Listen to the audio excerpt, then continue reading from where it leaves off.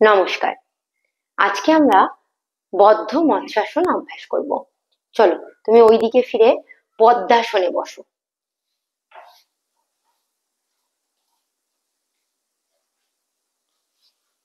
ওকে, এলবোটাকে support দিয়ে ধীরে ধীরে ফুল শুয়ে যাও। ওকে, চলো পায়ে গ্রিপ করো। ঠিক আঙুল যেভাবে গ্রিপ করতে হয় তুমি সেইভাবে গ্রিপ করো। হ্যাঁ, চলো মাথাটা একটু তোলো, চেস্ট আপ করে। ওকে, এলবোটাকে বেন্ড করে রাখো। 1 2 3 4 5 6 7 8 9 10। মাথাটা আগে আগে ধীরে ধীরে বার করো, তারপর আস্তে আস্তে হাতটা ছাড়ো। দেন পাটাকে খুলতে পারো বা তুমি ব্যালেন্সে আস্তে আস্তে উঠতে পারো। চেঞ্জ অপোজিট লেগ, পায়ের পজিশন চেঞ্জ করে আমরা সেম বদ্ধ মৎস্যাসন আরো একবার অভ্যাস করব। ডাউন, এলবোটাকে টাচ করো, ধীরে ধীরে শুয়ে যাও।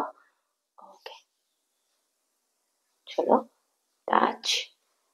1 2 3 4 5 6 7 8 9 10। আগে মাথাটাকে আস্তে আস্তে ওপেন, হাতটাকে খোলো। তোমার যদি অসুবিধা হয় পাটাকে ওখানেই খুলে নিতে পারো, পাটা ধীরে ধীরে ওখানেই খুলে নাও, তারপর আস্তে আস্তে উঠবে।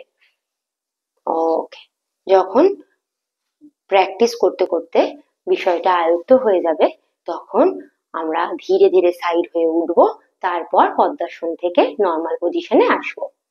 এইভাবে আমরা স্টেপ বাই স্টেপ বদ্ধ পদ্মাসন, বদ্ধ মৎস্যাসন অভ্যাস করতে পারি। বদ্ধ মৎস্যাসন অভ্যাস করলাম, তার কয়েকটি উপকারিতা সম্পর্কে আলোচনা করো।